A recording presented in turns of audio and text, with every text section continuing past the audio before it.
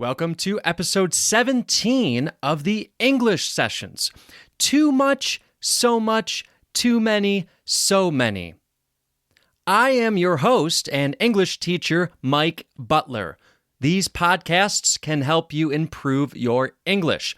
Together, we will talk about grammar, pronunciation, structure, and have some fun too.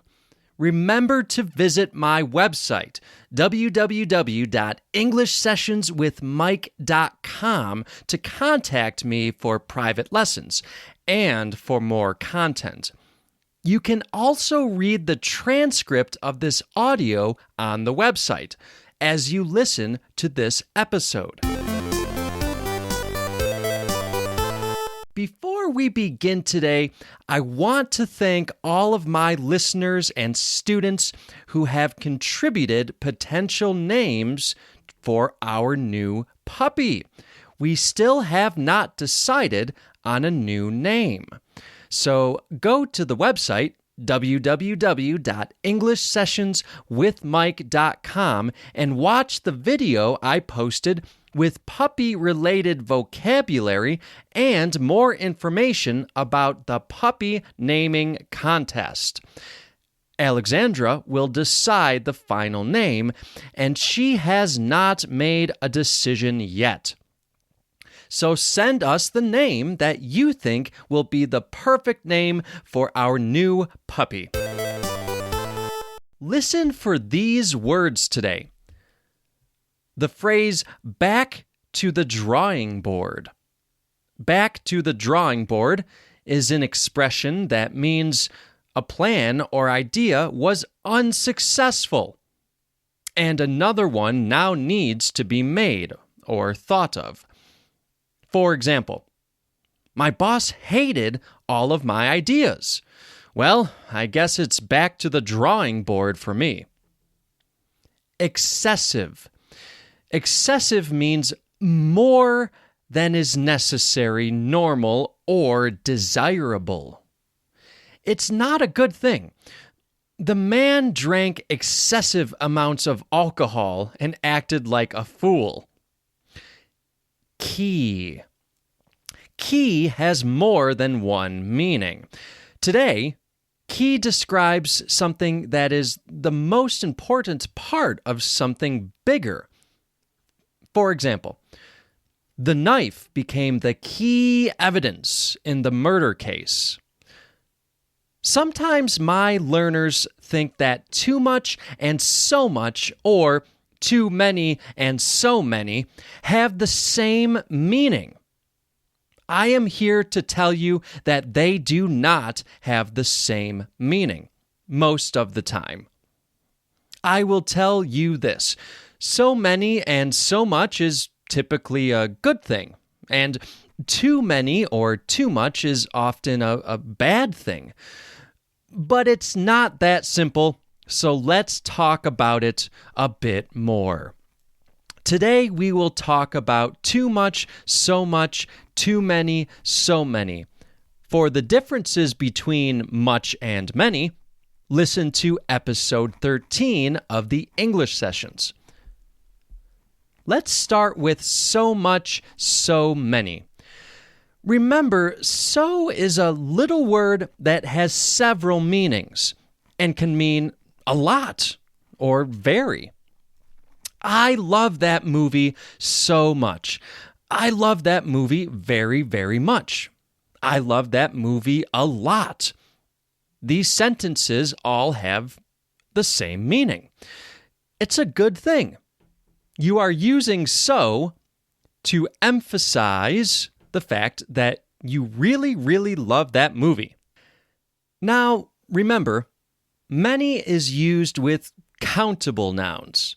So, here is an example with so many. I have so many friends who care about me. It's a good feeling. That's a good thing, right? You have a lot of friends who care about you. So, I said that so many and so much is often a good thing. It just means you have a lot of something. but that can also be bad, right? For example, I have so much work to do. Maybe you like a lot of work, but I don't. Or, with a countable noun, I have so many responsibilities. I am overwhelmed. Again, it just means you have a lot of responsibilities. Now let's talk about to. T-O-O, to, also has more than one meaning. In too much and too many, to means that you have more than what you want. It is more than what you desire. It is excessive. For example, I ate too much for dinner, and now I am sick. That's not good. The person ate more than his body could handle. It was excessive. Excessive is the key word here. And now, too many. I have too many weeds in my garden. And now my flowers won't grow. That's right. A very large amount of weeds prevented the flowers from growing.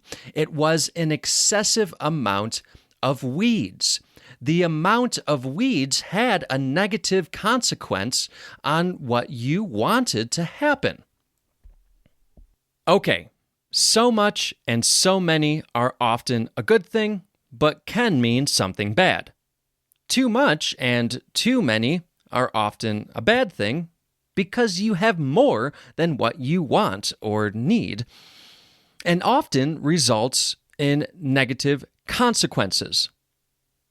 Now, let's talk about an informal use of to, to. In modern English, to is sometimes used informally to just mean very. Here is an example. Oh, wow, John. I love your new surfboard. That is too cool, dude. You may hear to in this way. So you must decide based on context if the person is using the standard definition or the informal definition. Again, my advice as an English teacher, try to avoid informal uses like this until you feel you are on an advanced level and are very comfortable with the proper use of words like this. We have some great contributions so far for the puppy naming contest. Daniel in the United States suggests Dog. Get it? D-O-G, D-O-G. Renaud in France suggested Eddie and Elvis. Cute. Patrick, another French student, suggests Gobu. That's the leader so far.